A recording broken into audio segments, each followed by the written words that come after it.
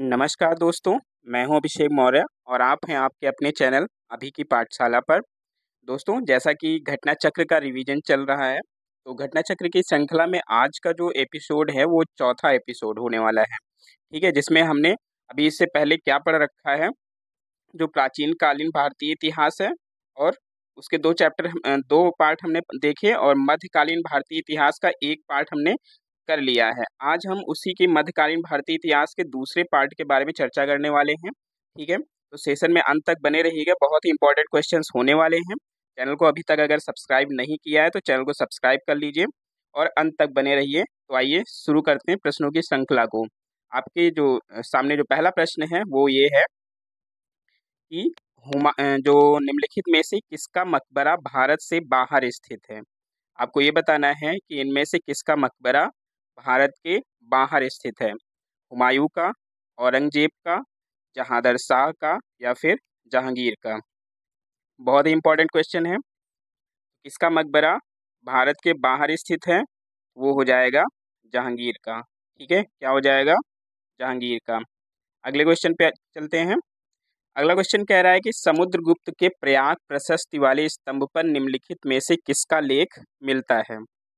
बताइए, जो गुप्त का प्रयाग प्रशस्ति है स्तंभ लेख, उसमें किसका जो है लेख मिलता है। ये मूलतः कहाँ खुदवाया गया था? ये मूलतः कौशाम्बी में खुदवाया गया था, बाद में इसे इलाहाबाद के किले में स्थापित करा दिया गया था। ठीक है, तो बताइए, तो ये क्या हो जाएगा? ये हो जाएगा आपका जहांगीर। ठीक है, क्या हो जाएगा? राइट आंसर जहांगीर हो जाएगा। अगले क्वेश्चन पे आते हैं। अगला क्वेश्चन है कि किस मुगल बादशाह ने बलबन द्वारा प्रारंभ किया गया दरबारी रिवाज सिजदा को समाप्त कर दिया था। बताइए, इनमें से सिजदा जो रिवाज था उसको किसने समाप्त किया था। तो जो मुगल बादशाह शाहजहां थे, उन्होंने ही जो बलबन द्वारा प्रारंभ की गई ईरानी दरबारी जो रिवाज था सिजदा, उसको समाप्त कर दिया था। तो सही जवाब क्या हो जाएगा? Option number C, Shahjahan. ठीक है, क्या हो जाएगा? शाहजहां। अगले क्वेश्चन पे आते हैं।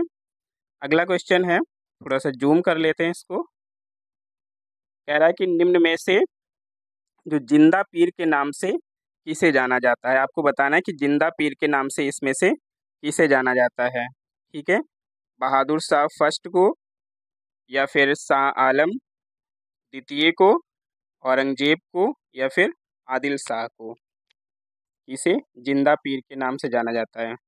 तो हम सभी जानते हैं जो जिंदा पीर के नाम से किसे जाना जाता है, वो जाना जाता है औरंगजेब को। ठीक है, किसको जाना जाता है? औरंगजेब को जाना जाता है। अगले क्वेश्चन पे आ जाते हैं। अगला क्वेश्चन है कि किस मुगल सेनापति के साथ शिवाजी ने 1665 ईस्वी में पुरंदर की संधि पर हस्ताक्षर किए थे। बताइए, कौन सा मुगल सेनापति था जिसके साथ शिवाजी ने 1665 ईस्वी में पुरंदर की संधि पर हस्ताक्षर किए थे। दिलेर खान, जय सिंह, जसवंत सिंह या फिर शाइस्ता खान, कौन था? तो ये कौन था जब 1665 ईस्वी में औरंगजेब ने राजा जय सिंह के नेतृत्व में विशाल सेना भेजी थी। ठीक है, किसको? जो शिवाजी का दमन करने के लिए उन्होंने ऐसा किया था। तो कौन हो जाएगा यहाँ पर? जो जय सिंह थे वो। अगले क्वेश्चन पे आ जाते हैं। अगला क्वेश्चन है कि इनमें से किस शाहजहां ने शाह बुलंद इकबाल की पदवी दी थी। बताइए, शाह बुलंद इकबाल की पदवी किसने दिया था? दारा सिको ने, सूजा ने, औरंगजेब ने या फिर मुराद ने। बताइए, तो ये किसने दिया था? शाहजहां ने दिया था। किसको दिया था? दारा सिको को दिया था। ठीक है, किसको दिया था? दारा सिको को दिया था। आंसर नंबर ए आपका राइट हो जाएगा। अगले क्वेश्चन पे आ जाते हैं। अगला क्वेश्चन कह रहा है कि चित्रकला की मुगल शैली का प्रारंभ किया था। जो चित्रकला की मुगल शैली थी उसका प्रारंभ किसने किया था? अकबर ने, हुमायूं ने, जहांगीर ने या फिर शाहजहां ने। बताइए, मुगल शैली का प्रारंभ किसने किया था? तो ये किसने किया था? इस कला का जो प्रारंभ है उसकी जो नींव है वो हुमायूं के शासनकाल में ही पड़ गई थी। ठीक है, किसके शासनकाल में? हुमायूं के शासनकाल में। ऑप्शन नंबर बी आपका राइट हो जाएगा। और बात करें इनके शासनकाल में, जैसे मीर सैयद अली थे और अब्दुल समद थे, दो फारसी चित्रकार इनके प्रसिद्ध थे इनके दरबार में। ठीक है, आगे चलते हैं। अगला क्वेश्चन है कि बाबरनामा का अंग्रेजी जो अनुवाद है वो किसने किया था? बाबरनामा का अंग्रेजी अनुवाद किसने किया? लेडेन और रस्किन ने, विलियम हॉकिंस ने, फिंच ने, या फिर विलियम जोन्स ने? किसने किया था? बाबर के बारे में अगर हम बात करें तो जो तुजु के बाबरी है, इसको जो बाबर ने अपनी मातृभाषा तुर्की में लिखा था। ठीक है, और इसका अगर फारसी अनुवाद कहें तो वो बाबरनामा था। ठीक है, और बाबरनामा का जो अंग्रेजी अनुवाद है वो किसने किया था? तो ये किया था जॉन लेडन और विलियम रस्किन ने। ठीक है, जॉन लेडन और William Ruskin. Option number A आपका सही हो जाएगा। अगले क्वेश्चन पे आते हैं। अगला क्वेश्चन कह रहा है निम्नलिखित में से किसने महाभारत का फारसी में अनुवाद किया था? महाभारत का फारसी में अनुवाद किसने किया था, आपको ये बताना है। कह रहा अब्दुल कादर कादिर बदायूनी ने किया था, अबुल फजल ने किया था, निजामुद्दीन अहमद ने, या फिर शेख मुबारक ने? किसने किया था फारसी में अनुवाद महाभारत का? जो महाभारत है उसको रज्मनामा के नाम से भी जाना जाता है, हमें पता ही है। और जो इसका फारसी में अनुवाद है वो किसने किया था? अब्दुल कादिर बदायूनी ने। ठीक है, ऑप्शन नंबर ए आपका राइट हो जाएगा। अगले क्वेश्चन पे आ जाते हैं। अगला क्वेश्चन कह रहा है दारा सिकोह को किस स्थान पर दफनाया गया था? इनमें से जो दिया गया है उसमें दारा सिकोह को किस स्थान पे दफनाया गया था, आपको बताना है। कहाँ पर दफनाया गया था? दिल्ली, आगरा, औरंगाबाद, लाहौर? तो इनको कहाँ पर दफनाया गया था? राजधानी दिल्ली में। ठीक है, कहाँ पर? दिल्ली में। अगले क्वेश्चन पे आते हैं। अगला क्वेश्चन यहाँ पे कह रहा है निम्नलिखित को काल क्रमानुसार व्यवस्थित करें एवं सही उत्तर नीचे दिए गए कूट की सहायता से ढूंढें। अहिल्याबाई दे रखा है, दुर्गावती दे रखा है, पद्मिनी और ताराबाई। पहले हम जान लेते हैं कि ये हैं कौन। तो अगर हम बात करें इसमें से पद्मिनी की, ठीक है, तो पद्मिनी कौन थी? ये राणा रतन सिंह की पत्नी थी। ठीक है, जो अलाउद्दीन खिलजी के मेवाड़ की राजधानी चित्तौड़ पर जब आक्रमण किया था, राणा रतन सिंह की मृत्यु हो गई थी। ठीक है, और रानी पद्मिनी ने वहीं पर क्या कर लिया था? जौहर कर लिया था। वो है ये रानी पद्मावती, सॉरी पद्मिनी। ठीक, और बात करें अगर हम यहाँ पे दुर्गावती की, तो दुर्गावती कौन थी? तो दुर्गावती थी गोंडवाना का जो हिंदू राज्य की जो ये शासिका थी। अकबर का जब आक्रमण हुआ था उसके फलस्वरूप क्या हुआ, जब ये शत्रु से घिर गई थी तो इन्होंने क्या किया था? आत्महत्या कर ली थी। ठीक है, बात करें ताराबाई की, तो ताराबाई कौन थी? ये मराठा छत्रपति राजा राम की पत्नी थी। ठीक, राजा राम की मृत्यु के बाद इन्होंने क्या किया? मराठा राज की बागडोर संभाल ली थी। अहिल्याबाई कौन थी? तो अहिल्याबाई मराठों के होलकर वंश की शासिका थी। और होलकर वंश कहाँ पर था? इंदौर पर काबिज था। ठीक है, तो यहाँ पर अगर हम बात करें तो सबसे पहले क्या हो जाएगा? पद्मिनी हो जाएगा। ठीक है, पद्मिनी, उसके बाद दुर्गावती, उसके बाद आपका ताराबाई आ जाएगा, फिर अहिल्याबाई आ जाएगा। यानी कि क्या हो जाएगा? 3-2 ऑप्शन नंबर बी आपका एकदम राइट हो जाएगा। ठीक है, अगले क्वेश्चन पे आ जाते हैं। अगला क्वेश्चन है कि निम्नलिखित में से किसे होगा यहाँ पर, किसे गुरु नानक ने अपना उत्तराधिकारी घोषित किया था? इसमें से किसे गुरु नानक ने अपना उत्तराधिकारी घोषित किया था? बाला, लहना, मर्दाना, या फिर श्रीचंद को? किसको घोषित किया था बताइए। तो ये किसको घोषित किया था? ये लहना को घोषित किया था, जो इनका शिष्य था। ठीक है, और लहना को ही जो है गुरु अंगद देव के नाम से जाना जाता है। किसके नाम से? गुरु अंगद देव के नाम से। ठीक है, जो सिखों के कौन से नंबर के गुरु थे? दूसरे गुरु जो बने थे। ठीक है, अगले क्वेश्चन पे आ जाते हैं। किस सिख गुरु को अकबर ने 500 बीघा जमीन दी थी?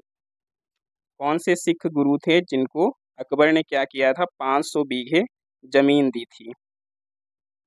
इनके लिए बता दें आपको, ये जो चौथे जो है गुरु हैं, सिख धर्म के चौथे गुरु हैं।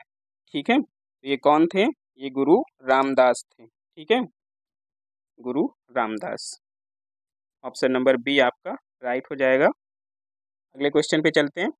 अगला क्वेश्चन है कि निम्न में से किस स्थान पर एक प्रसिद्ध सिख गुरुद्वारा अवस्थित है? इनमें से कौन सी जगह पर सिख गुरुद्वारा अवस्थित है? रूपकुंड, हेमकुंड, ताराकुंड या ब्रह्मकुंड? बताइए। तो सही जवाब क्या हो जाएगा? हेमकुंड। ठीक, क्या हो जाएगा? हेमकुंड। हेमकुंड कहाँ है? तो ये चमोली जिले में है, उत्तराखंड के। ठीक है, उत्तराखंड के चमोली जिले में। अगले क्वेश्चन पे आ जाते हैं। अगला क्वेश्चन कह रहा है कि निम्नलिखित में से किन सिख गुरुओं को तत्कालीन शासकों द्वारा मृत्यु दंड दिया गया था? गुरु अंगद, गुरु अर्जुन देव, गुरु हरगोविंद या और गुरु तेग बहादुर। तो आपको बताना है इनमें से किसको किसको जो तत्कालीन शासक थे उनके द्वारा मृत्यु दंड दिया गया था। बताइए।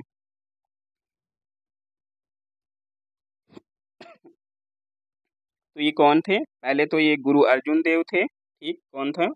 गुरु अर्जुन देव। इनको जो है मृत्युदंड दिया गया था। किसने दिया था?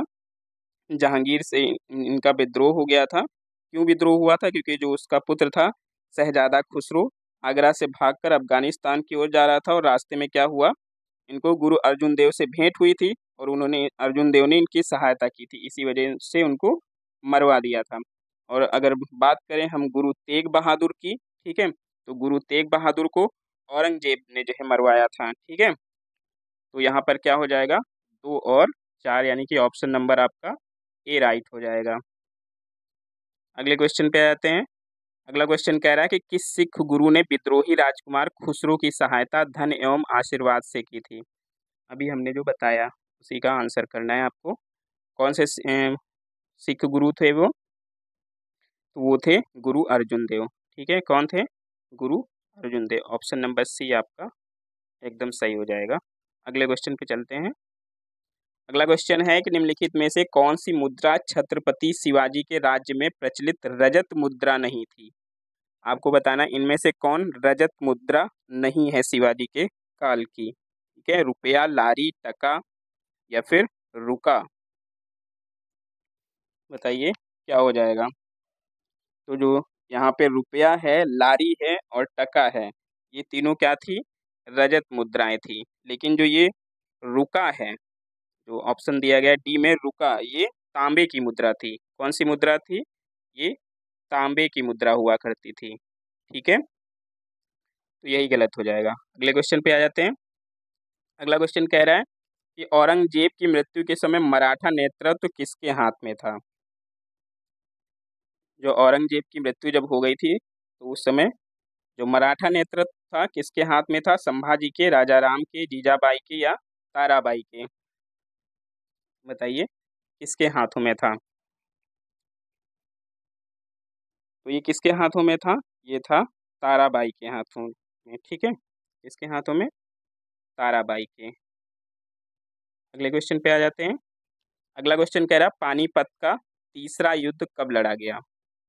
बताइए पानीपत का तीसरा युद्ध कब लड़ा गया? तो जो पानीपत का तीसरा युद्ध था वो मराठों तथा अहमद शाह अब्दाली के बीच हुआ था। ठीक है, और जो मराठा सेना है उसका नेतृत्व कौन कर रहे थे? तो वो कर रहे थे सदाशिव राव भाऊ कर रहे थे। कौन कर रहे थे? सदाशिव राव भाऊ कर रहे थे। ठीक है, तो इस युद्ध में क्या हुआ था? मराठा जो थे वो बुरी तरह से पराजित हो गए थे। ठीक है, और ये कब हुआ था? ये हुआ था 1761 में हुआ था। कब हुआ था? 1761 में। क्लियर है?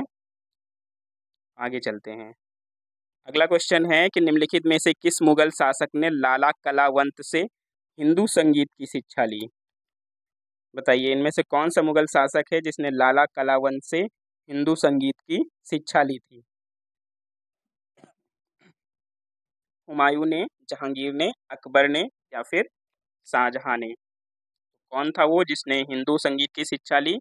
वो था अकबर। ठीक है, कौन था? अकबर था। अगले क्वेश्चन पे आते हैं। अगला क्वेश्चन है कि मुगल काल में जिस मदरसे ने मुस्लिम न्याय शास्त्र की पढ़ाई में विशिष्टता हासिल की थी वो कहाँ स्थित है? बताइए। जो मुस्लिम न्याय शास्त्र की पढ़ाई वहाँ पर होती थी, इनमें से कौन सी जगह पर मुगल काल में? बताइए।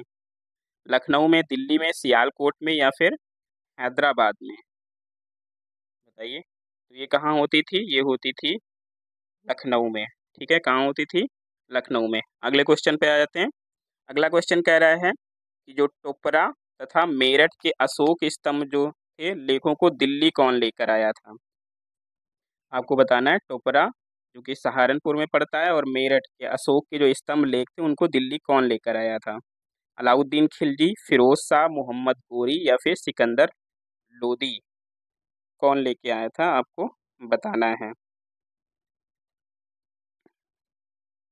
ये कौन लेकर आया था? ये लेकर आए थे अलाउद्दीन खिलजी। ठीक है, अगले क्वेश्चन पे आ जाते हैं। अगला क्वेश्चन कह रहा, अवध के नवाबों की प्रारंभिक राजधानी कहाँ थी? अवध के नवाबों की जो प्रारंभिक राजधानी थी वो कहाँ थी, आपको ये बताना है। लखनऊ में, कन्नौज में, बदायूं या फिर फैजाबाद? कहाँ पर थी? तो सही जवाब क्या हो जाएगा? फैजाबाद थी। जो प्रारंभिक राजधानी थी वो कहाँ पर थी? फैजाबाद में थी। ठीक है, अगले क्वेश्चन पे आए थे। जौनपुर राज्य का अंतिम शासक आपको बताना है कौन था? जौनपुर राज्य का अंतिम शासक मोहम्मद शाह, हुसैन शाह, मुबारक शाह या फिर इब्राहिम शाह? कौन था बताइए। ये कौन था? ये था हुसैन शाह सरकी। ठीक है, कौन था? हुसैन शाह सरकी। अगले क्वेश्चन पे आते हैं। जहांगीर ने मुख्यतः निम्नलिखित में से किस कला का को संरक्षण दिया था? किस कला को संरक्षण दिया था जहांगीर ने? चित्रकला को, स्थापत्य कला को, मूर्ति कला को या फिर संगीत कला को? तो स्थापत्य कला की अगर बात करें तो वो शाहजहां थे, और यहाँ पे जो जहांगीर है वो किसके थे? वो चित्रकला के संरक्षण के लिए जाने जाते हैं। अगले क्वेश्चन पे आ जाते हैं। अगला क्वेश्चन, लंपट मूर्ख के नाम से किस बादशाह को जाना जाता है? बताइए, लंपट मूर्ख के नाम से किस मुगल बादशाह को जाना जाता है? मुबारक शाह, अहमद शाह, जहांदर शाह, नादिर शाह? बताइए किसे जाना जाता है? तो ये जाना जाता है जहांदर शाह को। किसको जाना जाता है? जहांदर शाह को। अगले क्वेश्चन पे आ जाते हैं। अगला क्वेश्चन कह रहा है, चंगेज खान का मूल नाम क्या था? चंगेज खान थे, उनका जो मूल नाम था वो क्या था? चाकन, तेमुचिन, मुअज्जम या फिर गयासुद्दीन? क्या था इनका नाम बताइए। तो इनका नाम था तेमुचिन। क्या नाम था? तेमुचिन नाम था इनका। क्लियर है? अगले क्वेश्चन पे आ जाते हैं। अगला क्वेश्चन कह रहा है कि शिवाजी का जो जन्म है वो कौन से दुर्ग में हुआ था? आपको बताना है शिवाजी का जन्म कौन से दुर्ग में हुआ था। तो शिवाजी का जन्म हुआ कब था? तो ये हुआ था, अगर बात करें दो इसमें मतभेद मिलता है, तो जैसे 6 अप्रैल, एक होता है कि 6 अप्रैल 1627 दिया रहता है। कितना दिया रहता है? 6 अप्रैल और 1627 दिया रहता है। ठीक है, और कहीं कहीं पर क्या दिया रहता है? 19 फरवरी 1630 दिया रहता है। ठीक है, कितना? 1630 दिया रहता है। ठीक है, तो बताना है आपको कि जो है कहाँ पर इनका जन्म हुआ था। तो इनका जन्म हुआ था सिवनेर का जो दुर्ग था वहाँ पर हुआ था। कहाँ पर हुआ था? सिवनेर का दुर्ग। और रायगढ़ क्या था? तो रायगढ़ को इन्होंने अपनी राजधानी बनाया था। ठीक है, शिवाजी ने रायगढ़ को अपनी राजधानी बनाया था। अगले क्वेश्चन पे आ जाते हैं। अगला क्वेश्चन कह रहा है कि जो मराठा राज्य में पेशवा कौन होता था? पेशवा किसे कहते थे मराठा राज्य में? राजा का आर्थिक सलाहकार होता था, राजा का प्रधानमंत्री होता था, राजा का मुख्यमंत्री होता था या फिर राजा का सेनापति होता था? कौन होता था? तो जो पेशवा होते थे वो कौन होते थे? राजा के प्रधानमंत्री होते थे। ठीक है, क्या होते थे? प्रधानमंत्री होते थे। अगले क्वेश्चन पे आ जाते हैं। अगला क्वेश्चन कह रहा, आदि ग्रंथ का संकलन कौन से सिख गुरु ने किया था? बताना है आपको कि आदि ग्रंथ का संकलन कौन से सिख गुरु ने किया था? गुरु अंगद देव, गुरु अर्जुन देव, गुरु रामदास या फिर गुरु गोविंद सिंह? बहुत पूछा जाता है ये क्वेश्चन। तो ये कौन थे? ये थे गुरु अर्जुन देव, जो कि सिखों के 5वें गुरु थे। कौन से नंबर के गुरु थे? 5वें। ठीक है, अगले क्वेश्चन पे आ जाते हैं। अगला क्वेश्चन कह रहा है कि जो प्रसिद्ध पुस्तक है नुस्खा ए दिलकुशा, इसकी रचना किसने की थी? नुस्खा ए दिलकुशा की रचना किसने की थी? हसन निजामी ने किया, भीमसेन ने किया, इनायत खान ने या ख्वान मीर ने किया? किसने किया बताइए। पुस्तकों से रिलेटेड एक दो क्वेश्चन हर एग्जाम में जरूर आते हैं, तो इन पर भी ध्यान देना है हमें। तो कौन था? हसन निजामी, भीमसेन इनायत खान या ख्वान मीर? कौन था?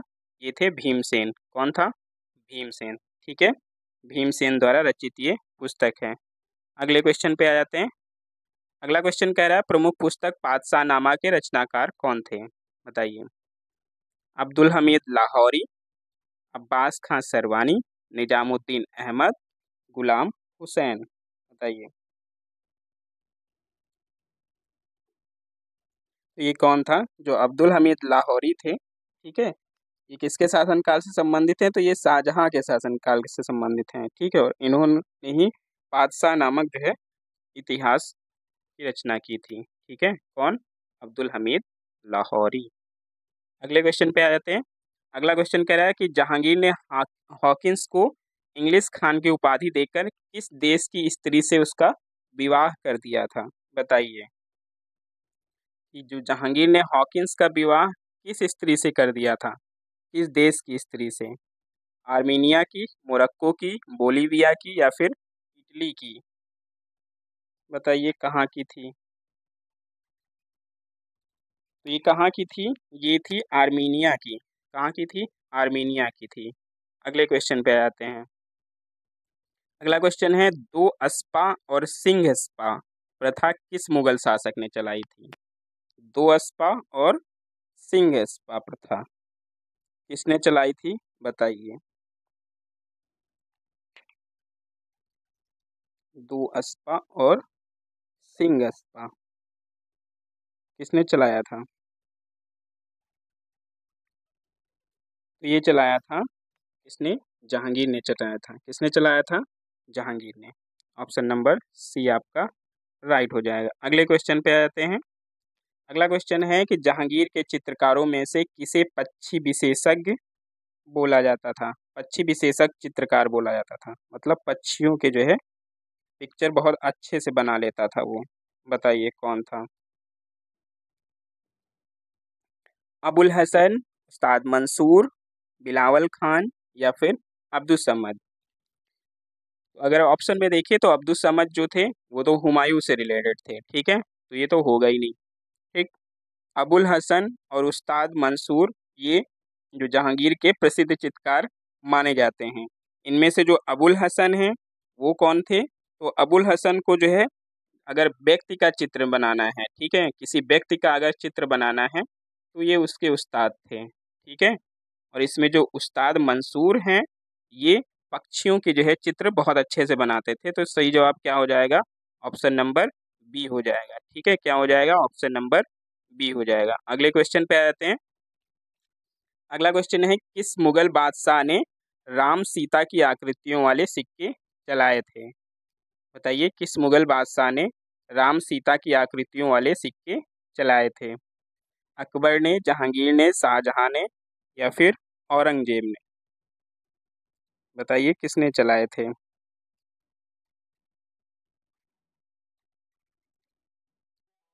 तो किसने चलाए थे? ये चलाया था जो मुगल बादशाह अकबर थे, उन्होंने चलाया था। ठीक है, किसने चलाया था? अकबर ने चलाया था। अगले क्वेश्चन पे आ जाते हैं।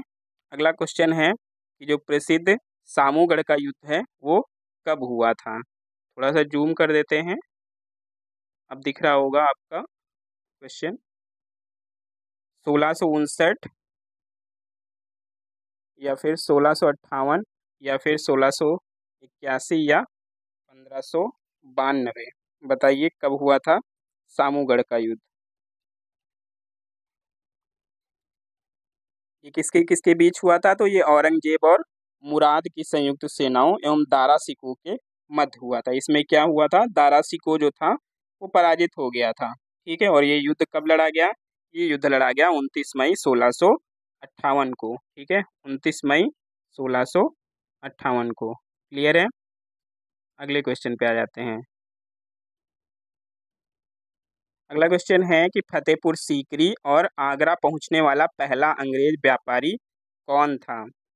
बताना है कि फतेहपुर सीकरी और आगरा पहुंचने वाला पहला व्यापारी कौन था? अंग्रेज व्यापारी।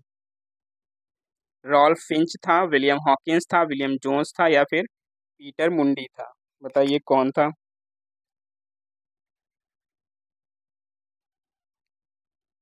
तो ये कौन था? ये थे रॉल्फ फिंच। ठीक है, कौन थे? Rolf Finch. Option number A आपका राइट हो जाएगा। अगले क्वेश्चन पे आते हैं। अगला क्वेश्चन कह रहा है कि हरविजय सूरी किस धर्म से संबंधित साधु थे जिसे अकबर ने जगत गुरु की उपाधि से सम्मानित किया था? हरविजय सूरी कौन से धर्म से रिलेटेड थे जिसे अकबर ने क्या किया था? जगत गुरु की उपाधि दी थी। ठीक है, किसकी उपाधि दी थी? जगत गुरु की उपाधि दी थी। बौद्ध धर्म से रिलेटेड थे, जैन धर्म से, हिंदू धर्म से या फिर पारसी धर्म से? किससे रिलेटेड थे? तो ये जो थे, ये जैन धर्म से रिलेटेड थे। किससे थे? जैन धर्म से। अगले क्वेश्चन पे चलते हैं और आज का ये लास्ट क्वेश्चन होगा। आज 40 क्वेश्चन ही कराना है और आज से आपका ये मध्यकालीन इतिहास खत्म हो जाएगा। उसके बाद हम आगे जो पढ़ने वाले हैं वो आधुनिक इतिहास पढ़ेंगे। ठीक है, आधुनिक इतिहास कल से यानी मंडे से शुरू करेंगे हम। ठीक है, तो बताइए सरहिंद का युद्ध कब हुआ था? 1539, 1540, 1568 या फिर 1555 में? किसमें हुआ था बताइए? तो ये हुआ था 1555 में हुआ था। ठीक है, इसी के जरिए जो बाबर को अपनी सत्ता वापस मिल गई थी। तो दोस्तों सेशन कैसा लगा ज़रूर बताइएगा। हमने कुछ आज नया ट्राई किया है। ठीक है, ये भी आपको कैसा लगा आप कमेंट करके ज़रूर बताइएगा। और चैनल को सब्सक्राइब नहीं किया है तो चैनल को सब्सक्राइब कर लीजिए, वीडियो को अपने दोस्तों के साथ शेयर करिए और अपने प्यार को ऐसे ही बनाए रखिए। तब तक के लिए जय हिंद।